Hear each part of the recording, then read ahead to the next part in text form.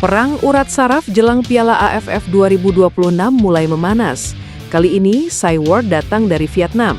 Media olahraga terkemuka Vietnam, The Tao, secara terbuka meragukan peluang timnas Indonesia. Skuad Garuda dinilai bakal tampil pincang dan sulit bersaing di turnamen tersebut. Penilaian itu didasarkan pada status Piala AFF 2026 yang tidak masuk kalender resmi FIFA. Situasi tersebut dinilai bisa menghambat Indonesia memanggil pemain yang berkarir di Eropa.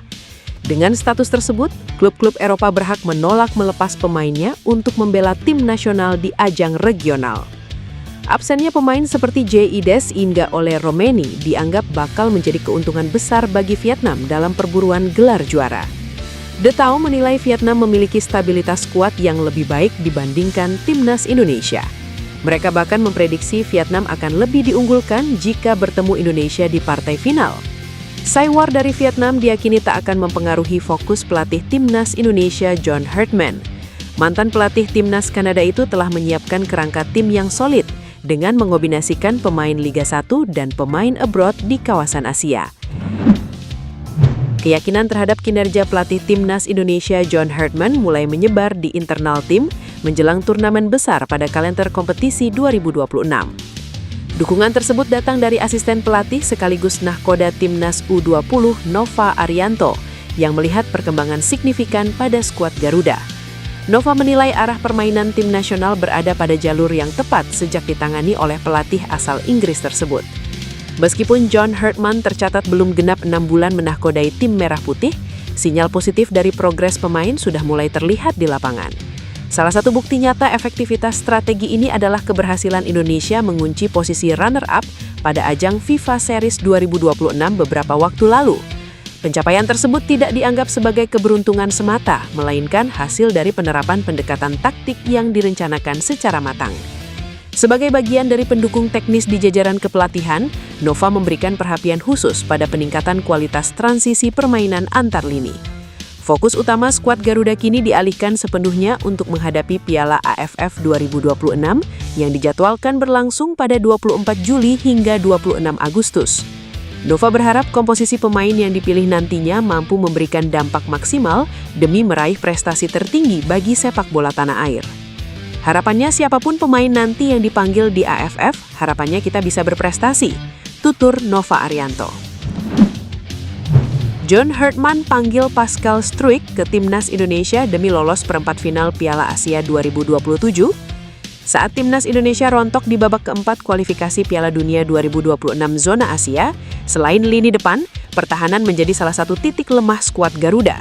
Terbukti dalam 2 pertandingan, gawang timnas Indonesia kawalan Marten Paes kemasukan 4 gol. Untuk menguatkan lini pertahanan, John Herdman bisa mendorong PSSI untuk menaturalisasi bek milik Leeds United, Pascal Struijk. Bek 190 cm ini sedang garang-garangnya bersama Leeds United. Sejatinya ada 2 tanda-tanda Pascal Struijk berpotensi membela timnas Indonesia. Medio September 2024, petinggi Football Premier, Danny Van Laar, membocorkan Pascal Struijk sudah diizinkan membela timnas Indonesia. Kemudian pada April 2025, Pascal Struijk terpantau berada di tribun yang sama dengan pelatih timnas Indonesia saat itu, Patrick Kluivert.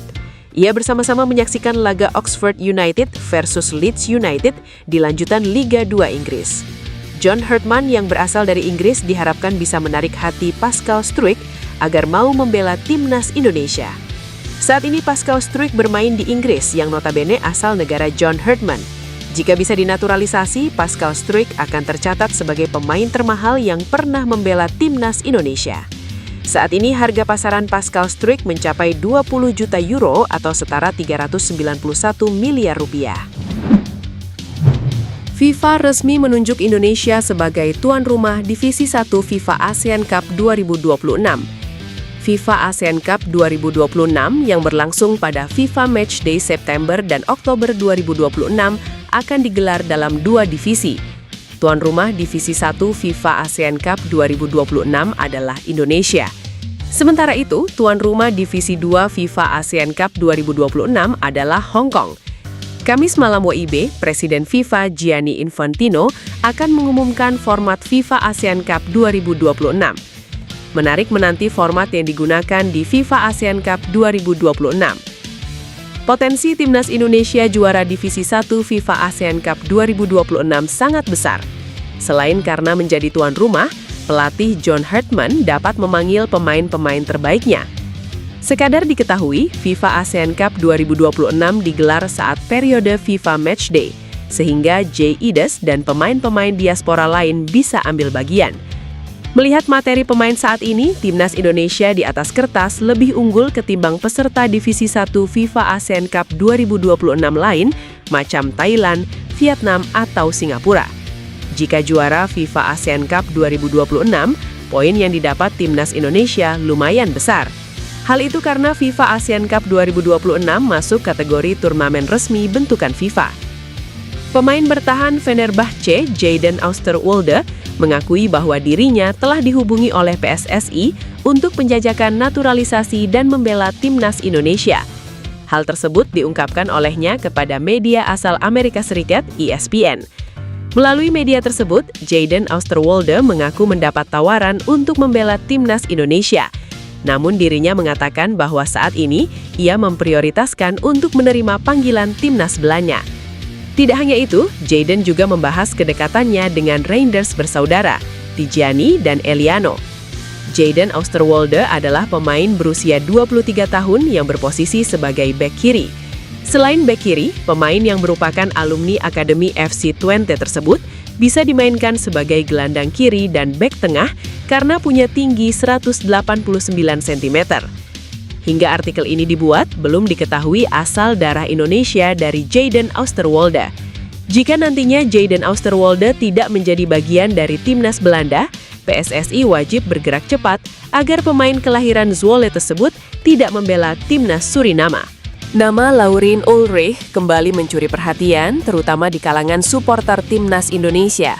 Gelandang muda yang tengah berkarir di Jerman itu kini dikaitkan dengan peluang memperkuat Timnas Indonesia berkat garis keturunannya dari Surabaya. Pemain 21 tahun tersebut saat ini memperkuat FC Magdeburg pada musim 2025-2026 sebagai pemain pinjaman dari VfB Stuttgart. Hingga kini, ia telah mencatatkan 31 penampilan dengan kontribusi 2 gol dan 3 assist. Tak hanya itu, rating rata-rata 7,05 menunjukkan konsistensinya sebagai pengatur permainan di lini tengah. Performa tersebut menjadi peningkatan signifikan dibandingkan periode sebelumnya. Di luar performa klub, nama Laurin Ulrich ramai dibicarakan di Indonesia karena statusnya sebagai pemain keturunan. Ia diketahui memiliki garis keluarga dari Surabaya yang membuatnya memenuhi syarat secara regulasi untuk membela Timnas Indonesia. Bahkan, Ulrich bukan pemain sembarangan. Ia pernah dipercaya menjadi kapten di tim kelompok usia Jerman. Pendekatan dari Indonesia sebenarnya bukan hal baru. Pada awal 2025, komunikasi sempat terjalin terkait kemungkinan dirinya memperkuat skuad Garuda. Hal ini diungkap oleh sang pemain melalui kanal resmi Podcast Club. Ulrich secara terbuka mengakui bahwa ia tidak ingin menutup kemungkinan untuk masa depan. Pernyataan ini menjadi sinyal positif bagi Timnas Indonesia. Pelatih Timnas Indonesia, John Hartman, belum lama ini mengumumkan daftar 23 pemain yang akan bergabung di pemusatan latihan jelang ASEAN Championship 2026. Pemusatan latihan akan digelar di Jakarta pada 26 hingga 30 Mei 2026. Adapun gelaran ASEAN Championship 2026 akan berlangsung pada 24 Juli sampai 26 Agustus 2026. Berbeda dari turnamen sebelumnya di FIFA Series 2026, John Hartman sebagian besar pemain yang dipanggil sang pelatih merumput di Super League. Tercatat hanya Marcelino Ferdinand, pemain asal klub luar negeri yang akan bergabung ke TC kali ini. Pemanggilan tersebut menjadi bentuk komitmen John Hartman kepada para pemain lokal yang tampil di Super League di tengah padatnya jadwal Timnas Indonesia.